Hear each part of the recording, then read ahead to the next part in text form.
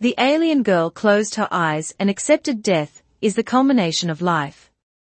The ground was cracked open like a shattered mirror, endless fissures running jagged across the wasteland. The battlefield, once alive with the roar of plasma cannons and the hiss of ion grenades, had fallen into a brittle silence. Blackened remnants of armored suits lay half buried in the dust, their glossy insignias dulled and forgotten. Overhead the sky churned in sickly shades of orange and green, the after effects of chemical warfare twisting the atmosphere into something almost sentient in its ugliness. In the midst of it all she lay still. Vela could feel the vibration of footsteps before she heard them, the tremor of heavy boots against the unstable earth. Her body screamed in protest as she forced her eyes open, the pale luminous blue of starlight, but she didn't move. Movement would only hasten the end. Better to lie still and silent, to greet death with dignity. Her long ears, dirt smeared and trembling with every heartbeat, picked up the mechanical whine of a weapon being drawn. She had seen humans in battle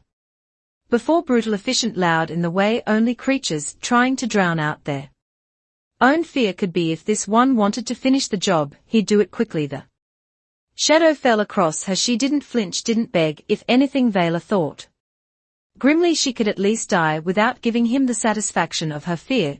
But nothing happened. Instead of the expected sizzle of a plasma bolt or the crunch of a boot across her ribs, there was a pause, then infuriatingly an irritated grunt, like someone realizing they had locked themselves out of their car. Great, muttered a voice, just what I needed. Another mess. The voice wasn't cruel, it was exasperated, maybe a little tired, and it carried that unmistakable human flavor of sarcasm. Vela cracked one swollen eyelid open to see a man crouch beside her. His armor was battered, patched together with duct tape and stubbornness, and a tangle of brown hair escaped from under a cracked helmet. His face was sunburned and lined with the kind of stubbornness that only got worse when things went wrong. You're lucky you're not a four-armed acid-spitting horror, he said conversationally, rummaging in his pack, because if you were, I'd definitely just walk away right now. Va blinked. Was this some kind of ritual before death, a prelude to violence? Before she could gather enough strength to sneer at him properly, he pulled out a battered metal canteen and unscrewed the top. Water sloshed inside, fresh, clean. Drink, he said, holding it out like it was the most obvious thing in the world. When she didn't move, he sighed and shook it gently. Come on, it's not poisoned. I save the poison water for enemies who insult my cooking.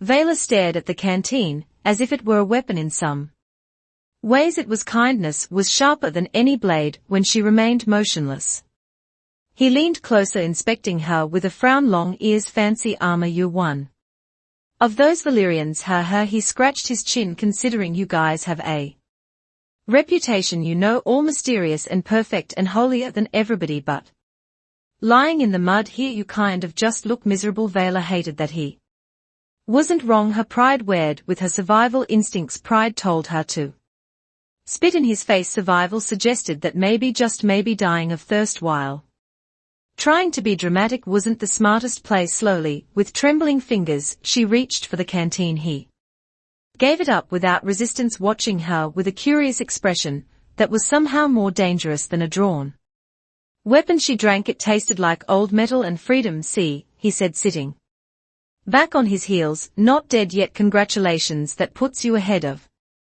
at least 3 of my last teammates. She coughed weakly, a sound somewhere between a gasp and a laugh. She hated him for making her laugh when she should have been cursing his name, satisfied that she wasn't about to collapse again, at least not immediately. He straightened and glanced around the battlefield. The low wind tugged at his tattered jacket, and the faint buzz of distant drones prickled at the edge of Vioa's hearing. Look, he said, rubbing the back of his neck, I'm supposed to leave you here. Orders and all that, but he trailed off, grimacing, as if arguing with himself. You look about as threatening as a soggy kitten, and I'd never hear the end of it from my conscience. Stupid thing's got a real attitude problem lately, he muttered to himself, as he bent down again, slinging his rifle across his back and carefully gathering her up in his arms. Vela stiffened, instinctively fighting the movement, but he only huffed in mock Annoyance, yeah, he said, you're welcome, Princess Long-Ears. Vela considered biting him, she didn't yet. He carried her toward a cluster of half-collapsed structures that must have once been an outpost, mumbling the entire way, bet you real fancy her born in a Crystal Palace, or something, bet your room had like 1,000 pillows, bet you've never had to eat ration stew so bad it gained sentience, and tried to strangle the chef. Vela coughed again.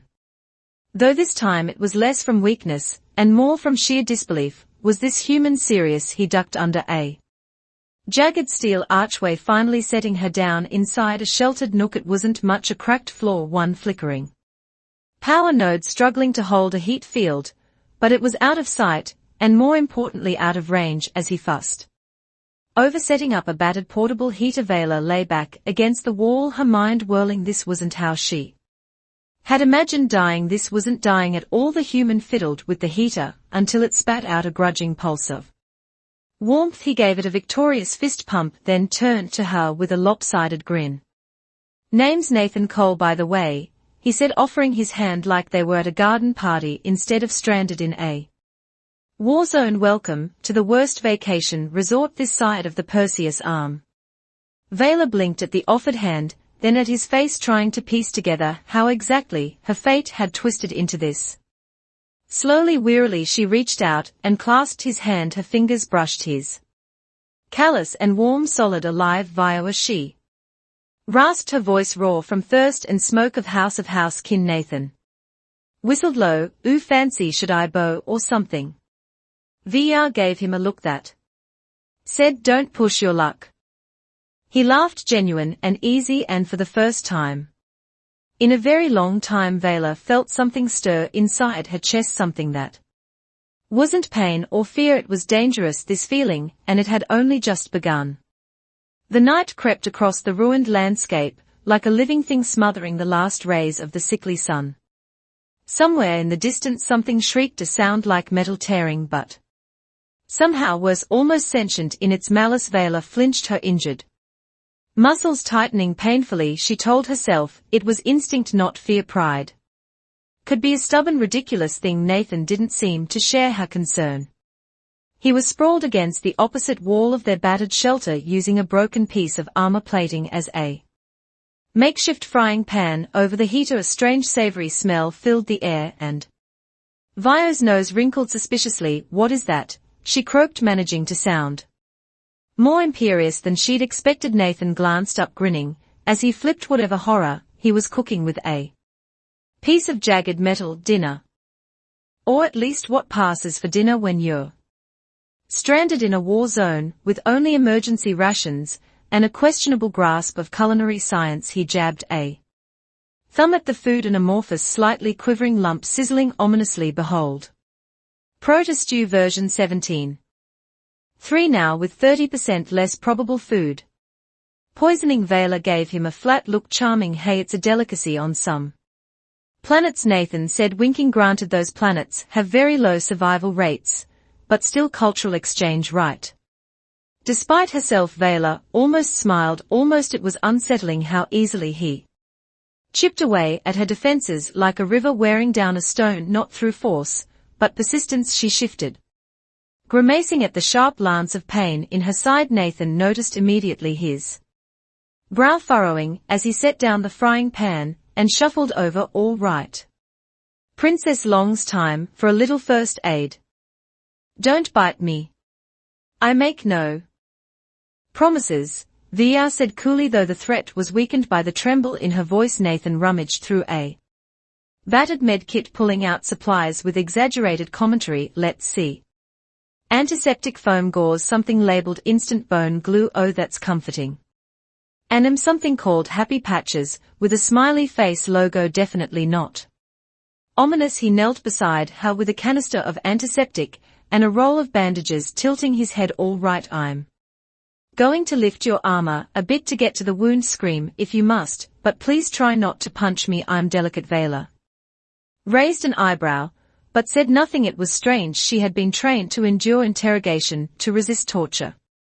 But this casual kindness, this clumsy gentleness, was far harder to brace.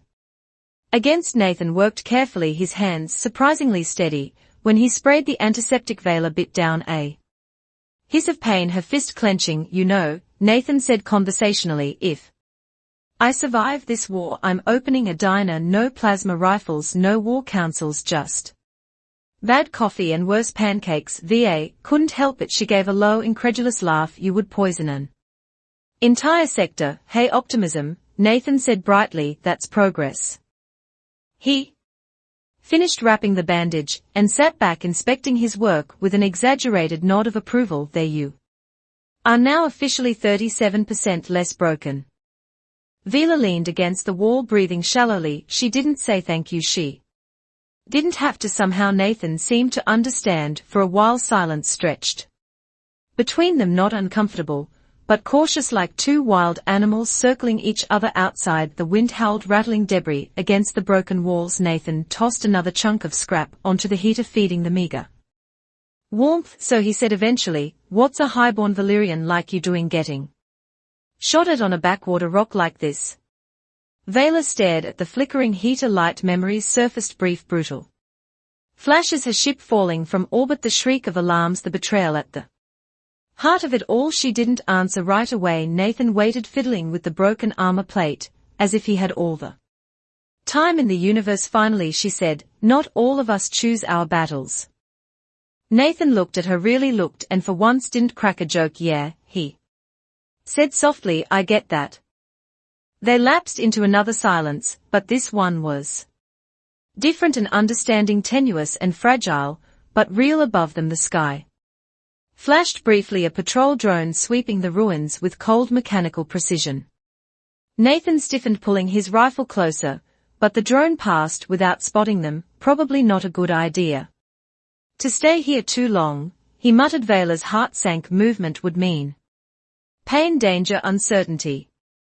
But the alternative was capture, or worse. Nathan must have seen the reluctance in her face, because he softened his voice. Hey, don't worry, I'm an expert in sneaking around where I'm not supposed to be. Got a medal for it once. Well, actually it was a lifetime ban certificate from a casino on Mars, but still same energy. VA shook her head, a small bewildered smile tugging at her mouth. You are ridiculous, and yet somehow still alive. Nathan said, offering his hand again. Come on, princess, let's find some place a little less scenic. Grimacing, BA took his hand. His grip was firm, warm. She let him help her to her feet, every movement sending sparks of agony through her body. Nathan steadied her without comment, letting her lean on him as much as she needed. They stepped out into the cold, swirling night. Dust blew around them, carrying the chemical stink of ruined war machines, and something older, something bitter, in the distance. Ghostly lights flickered across the horizon, wrecked ships perhaps, or scavenger fires. Nathan pointed toward a jagged outcropping of metal and stone. There's an old maintenance tunnel about 2 clicks that way. Should be safer underground. Plus, rumor has it the mutant rats down there only eat other mutant rats. Now progress. Vela made a face. Charming, truly. They started walking, moving carefully across the uneven terrain. Nathan kept up a steady stream of commentary, stories about growing up in Earth's outer colonies, about getting kicked out of military mice for creative interpretations of protocol, about narrowly escaping a hungry plant on Delta 6 because he had insulted its floral arrangement. Violet listened at first because she had no choice, and then because it was strangely comforting. His words filled the heavy silence, pushing back the darkness with humor and stubborn humanity. They were halfway to the outcropping when Nathan stumbled over a piece of debris, arms flailing. Violet caught his sleeve instinctively. Wincing as she steadied him, graceful, she said dryly, yeah, Nathan grumbled, brushing himself off. Just testing the gravity, seems to be working. Vela shook her head, but the smile came more easily this time, as they reached the entrance to the maintenance tunnels, an old rusted hatch half buried in rubble. Nathan crouched down, inspecting it. All right, he said. Plan A, we open the hatch and sneak inside like ghosts. Plan B, we trigger a booby trap, get blown into tiny miserable pieces, and haunt this place for eternity. Either way, it'll be memorable. Vela crossed her arms, raising an eyebrow. You inspire such confidence. Thanks, I practice. He gave her a mock salute then pried open the hatch. With a grunt of effort it screeched in protest, metal grinding against metal below. Darkness yawned open, smelling of rust and damp, and old secrets. Nathan peered into it, then looked back at Violet with a crooked grin. After you, princess. Violet sighed, muttering something sharp in her native tongue, but climbed carefully down the ladder. Nathan followed, sealing the hatch behind them, as the hatch clanged shut overhead, plunging them into darkness lit only by the faint blue glow of Nathan's wrist lamp. Va realized something startling. For the first time since her capture she didn't feel entirely alone, and for the first time, she dared to wonder what survival might actually look like. The maintenance tunnel groaned like a sleeping beast stirred from dreams. Every creak of ancient metal, every faint drip of condensation from the pipes above felt like it echoed for miles. It wasn't so much a tunnel as a forgotten artery abandoned by the long-dead civilization that had once pumped life through it. Somewhere far ahead the tunnel curved into darkness, a silence so complete it seemed to breathe. Nathan swept his wrist lamp across the walls, revealing faded glyphs and wires tangled like vines. Okay, he whispered, so we've officially entered the domain of the mole people. Vela raised a brow. Mole people, you know, fictional subterranean civilizations that wear goggles, hoard canned beans and hiss at sunlight. Classic stuff. I see your people's history is truly majestic. Nathan gave her a proud nod. We do what we can. They moved slowly, Nathan in the lead, VR limping just behind her. Injury still burned, a sharp reminder of how close she'd come to death, but her stubborn pride kept her upright. The walls pulsed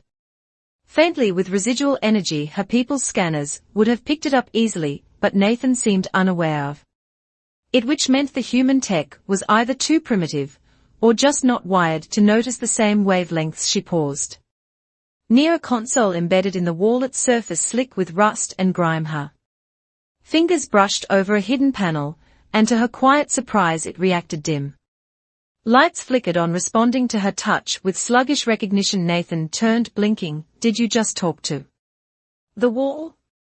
It remembered me, she murmured. Old tech, Valyrian design, hybrid code buried beneath the surface. Wait, Nathan said, stepping closer. You're telling me this tunnel is your tech? Violet stuttered, the flickering runes partially, or perhaps it was reverse engineered from our designs. This place is older than either of us, but someone wanted to mimic the Valyrian infrastructure. Nathan leaned in, squinting. So you're saying your ancestors basically left their version of duct tape across the galaxy, and everyone else started copying it? Vela smirked faintly, an inelegant analogy, but surprisingly accurate. She pressed another glyph. Somewhere up ahead a soft hum stirred, and a panel slid open in the floor, revealing a recessed corridor beneath them. Nathan peered into it. Creepy door opens by alien touch, definitely not ominous. Lead the way. Vela gave him a look. You're the one who insists on going first in haunted tunnels. I only said that when we were above ground. New rules underground. It's part of the Mole People Treaty of 2129. With a dramatic sigh she descended the short ramp into the passage, her steps echoing softly. Nathan followed, muttering, at least if we get vaporized, I'll finally have an excuse not to pay my rent. The corridor stretched on for several meters, the temperature dropping. With each step the air tasted metallic. The walls were smoother here, less decayed, a different era, a different signature, more precise. These structures are from the Aerodani era, Vela whispered, far before your species achieved space flight.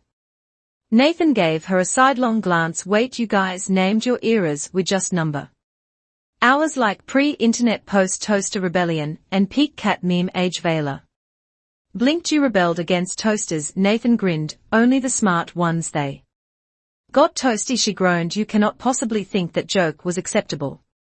Doesn't matter, I live for the groan. They rounded a bend and froze ahead at the heart of the ancient corridor. Something shimmered. It hovered just above the floor, a softly glowing sphere, slowly rotating, pulsing with threads of violet and green light. It emitted no sound, no heat, but the hairs on Nathan's arm stood up, as if the sphere had whispered directly to his DNA. What the heck is that? He whispered. Vela took a step forward, her eyes wide. A memory core, a very old one.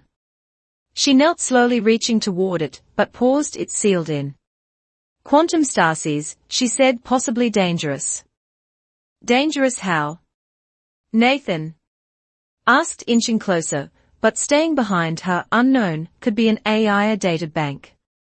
Or a trap left by whoever built this. Nathan squinted. Why is it always a trap?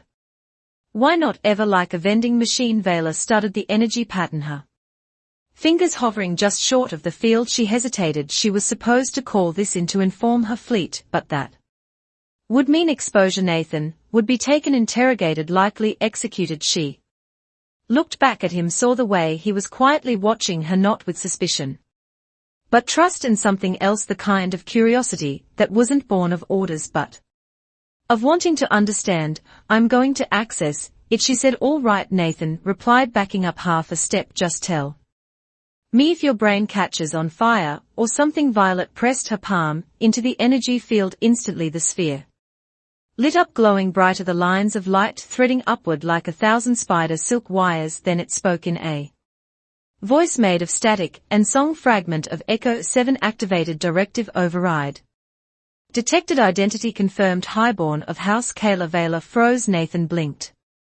Wait, your house? Before she could answer, the sphere shimmered again, projecting a three-dimensional hologram into the air. A city appeared, towering spires, curved glass towers, a sky filled with starships unlike anything Nathan had ever seen. It was beautiful and impossibly familiar. That city, Nathan whispered. I've seen that before. Vela turned sharply. What? He nodded slowly. A dream or something like it. I don't know why, but I know that city. The projection shifted again, this time showing what looked like humans walking among the Valyrian. The resemblance was undeniable. Shared gestures, familiar laughter. I don't understand, Vio murmured. This shouldn't exist. We never recorded any joint civilization. Maybe someone didn't want you to remember, Nathan said softly. The memory core pulsed again, and then shut down. The image faded. The tunnel returned to its dim hum and whispering wires. Silence fell. Violet sat back, her face unreadable. Her entire understanding of her people's history had just cracked. Nathan gave her a moment, then broke the silence with, so still think I'm just a primitive stew-burning idiot? She looked at him, and for once there was no sarcasm in her voice. Number, you're something far more dangerous. You're curious. Nathan scratched his chin. Dangerous? Her I did once take apart a reactor core to build a coffee maker. Va blink. That explains so much. They stood in the lingering quiet of ancient history, the shadows of forgotten truths swirling around them like dust, and somewhere far above the stars burned, watching, waiting. The silence that followed the core's collapse felt heavier than the walls themselves. Nathan shifted awkwardly, rubbing the back of his neck like a man who just realized he'd accidentally unplugged the universe's Wi-Fi router. So, he said finally, how long before the ancient guardians wake up and vaporize us? Vio gave him a sidelong glance, the faintest hint of a smile twitching at her lips. If this were a Valyrian defense post, you would already be a thin layer of ash on the floor. Nathan grinned. Good thing it's just a tunnel of questionable life choices. Then still her fingers twitched near the spot where the memory core had hovered, as if tempted to summon it back. There had been something deeply personal in that image, something lost or stolen. The humans she had seen in the projection hadn't been visitors, they had belonged there among her kind. But why had no record survived? Nathan was already poking around the room, peering behind panels and occasionally tapping things that really didn't look tap-friendly. Maybe there's a manual somewhere, he muttered, how to deal with shocking galactic secrets for dummies.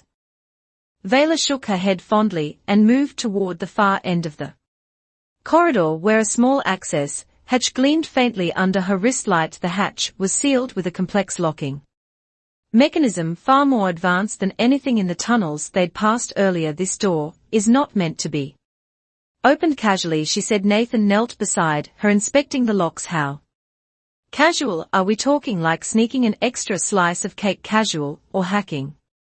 Into Fort Knox casual. Vela pointed to a panel where layers of alien script.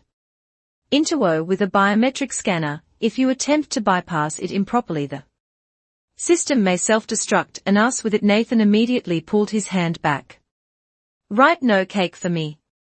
She hesitated. Normally a highborn like herself would have full clearance, but the systems were old, degraded. Trusting them to recognize her after so many generations was risky. Still they needed to know what lay beyond. VA placed her hand against the scanner. For a long moment nothing happened. Nathan shifted nervously. Maybe it's out of batteries. Then the console flared to life, glyphs unraveling in a spiral pattern, and the hatch slid open, with a low sigh. Cool stale air poured out, carrying with it a scent like forgotten rain. Nathan peered into the gloom. Ladies first. VA snorted softly. Coward, I prefer the term survival enthusiast. Beyond the hatch was a chamber unlike anything Nathan had ever seen. The walls shimmered with shifting patterns of color like the surface of a bubble. Caught in sunlight, suspended from the ceiling were thin strands of crystal, each humming faintly, as if alive, and at the center of the room stood a single object, a Stasis pod about the size of a coffin, its surface etched with countless tiny symbols. Vela approached first, her steps cautious. The pod's status lights blinked lazily. Still active, still preserving something or someone. It's a preservation unit, she murmured. Very old but operational. Nathan circled it carefully. What's inside? Treasure, secret recipes.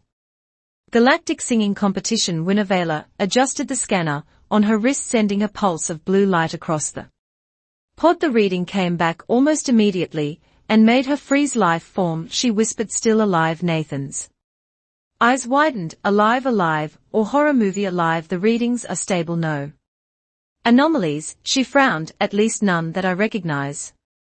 They stared at the pod for a long moment. Nathan scratched his head. So what now? We knock. The gave him a look. This is not a door to a neighbor's apartment, yeah, but imagine the look on their face if they wake up. And it's just us standing here. Surprise, you overslept by 1,000 years. She suppressed a smile despite herself. Humor, it was Nathan's armor, his shield against a universe too big and too strange to fit inside the mind without cracking it open. She admired it even as she found it absurd. Carefully Vela examined the pod's control panel. The interface was primitive compared to her own devices, but she could interpret most of it. Whoever had designed this, they had intended for it to be found someday.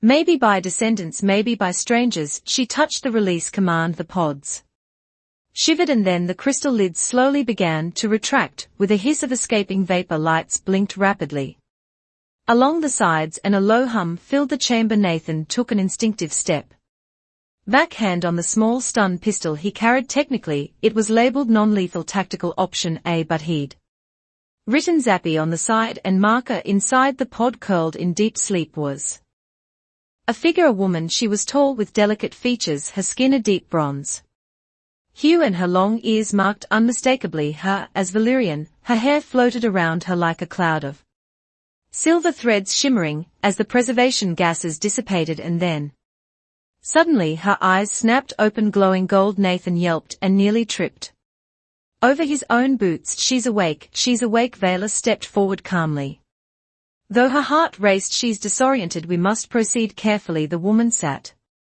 up slowly, her movements sluggish, but gaining strength. She looked around with a fierce sharp gaze and then fixed her attention squarely on Nathan. She blinked and said very clearly, you are terribly dressed. Nathan blinked. Wow, out of 1,000 years of sleep that's your first comment.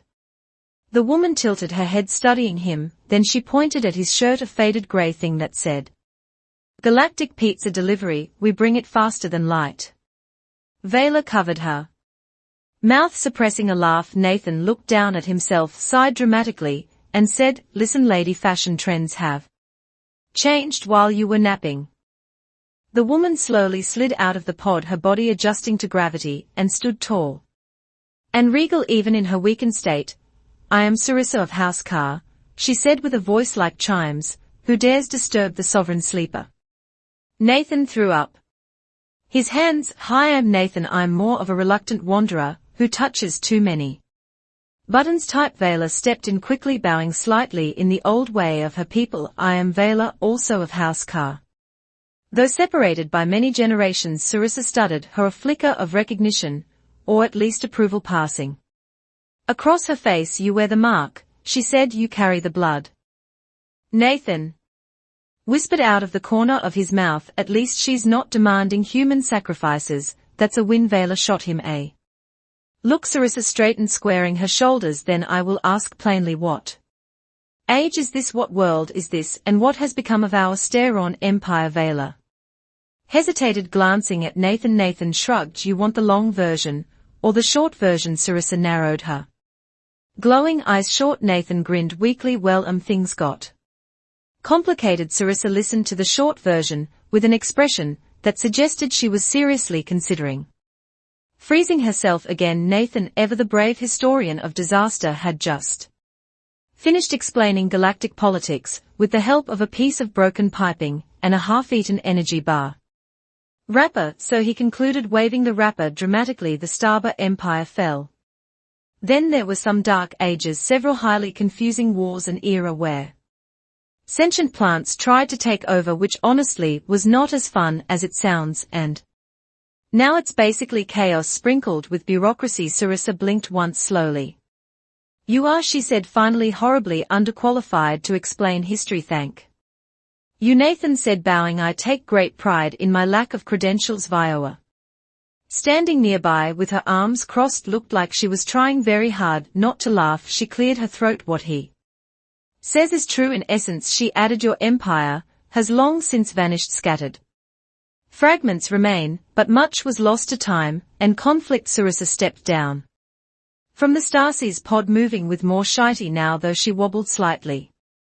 The preservation chamber had kept her alive, but waking after centuries was clearly a shock even for someone bred for resilience. She paused to study her reflection in the polished surface of a wall panel. Frowning, she pulled a long strand of silver hair into view. "At least the beauty protocols held," she muttered. Nathan, despite himself, admired the unshakable confidence. If he'd woken up after 1,000 years, he would have been too busy screaming into a pillow to comment on his hairstyle. Sarissa turned sharply back to them. "If the Empire is gone," she said, voice like sharp and steel, "then my mission must be completed by other means."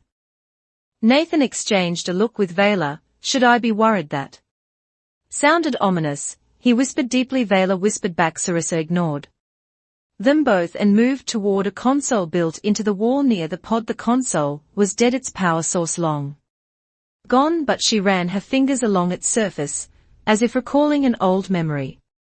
"This station," she said slowly, "was constructed to protect a secret." Nathan perked up. "Ooh, is it buried treasure?" "Please say it's buried treasure." "Knowledge," Sarissa corrected, "the kind that once allowed us to span galaxies." Nathan's face fell slightly. "Oh, cool, less shiny, but still important." Vela stepped forward, her mind racing. "You mean, there's technology. Here's something that survived not here," Sarissa said, "elsewhere." "This outpost was only the gateway," Nathan muttered. "Of course it is. It's never easy. It's always you must travel to the Forbidden Zone, or seek the Lost Archive, or fight the sentient fungus king. Never just turn left and there it is." Sarissa gave him a puzzled glance. "Is he damaged extensively?" BA said solemnly. Nathan put a hand over his heart. "I like to think of it as creatively misunderstood." They didn't have much time for banter, however. The low rumble that had been echoing through the walls grew louder, and dust trickled from the ceiling. Sarissa frowned. "This place is destabilizing. We must leave." "Define destabilizing," Nathan said, glancing nervously at the walls. "Mild inconvenience, or imminent crushing doom?" The answer came in the form of a deep shudder that nearly knocked them all off their feet. "Crushing doom it is," Nathan said brightly. "Fantastic, very motivating." Vela moved quickly, pulling a small device from her belt. A handheld hollow map flickered to life, displaying the labyrinth-themed corridors they had navigated earlier. "There's a surface exit 2 levels up," she said. "We can reach it if the pathways haven't collapsed." Sarissa nodded briskly, already moving Despite her recent awakening, she moved with the authority of someone accustomed to being obeyed. Nathan, on the other hand, struggled to keep up. Why, he puffed, dodging a falling chunk of ceiling. Is it always running? It builds character, Vio said, and cardiac episodes, Nathan muttered. They raced through the tunnels, the walls groaning ominously around them. Ancient systems long dormant sparked fitfully as they passed half-formed. Holograms of ancient Valyrian guards flickered into existence, shouting warnings in a language only Valar and Sarissa could understand. Nathan didn't need a translator to get the general message: get out or else.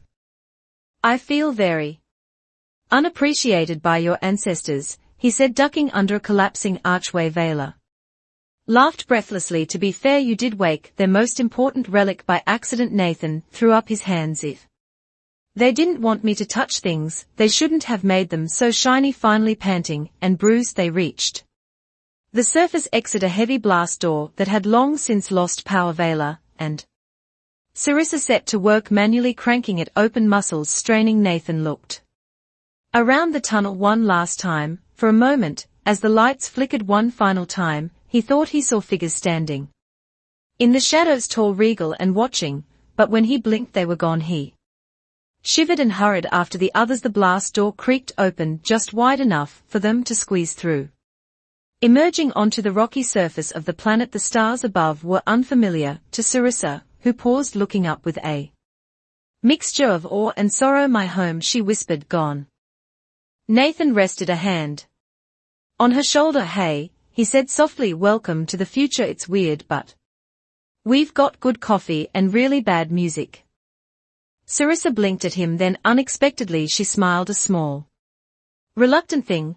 I will adapt, she said. Violet tapped a button on her comms device, sending a signal flare skyward. A ship would come for them soon. Assuming Nathan's earlier modifications to their comms array hadn't also ordered a pizza delivery, he wasn't entirely confident they hadn't. As they waited, Sarissa turned to Viola. The knowledge I guard must not fall into enemy hands, and she said, if we are to survive, if your people are to reclaim what was lost, we must retrieve it.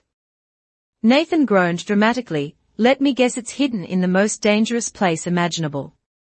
Sarissa's eyes gleamed. The Citadel of Silence, she said. Nathan threw his hands up. Of course it is. It's never the Citadel of Puppies and Pancakes. Valar laughed aloud, this time the sound bright against the cold night air, and for the first time since they had entered the forgotten tomb of stars, Nathan felt a surge of something unfamiliar. Hope. Twisted, ridiculous hope. The ship that answered Valar's signal was a battered, stubborn old thing named the Dawn Runner. Nathan had once described it as what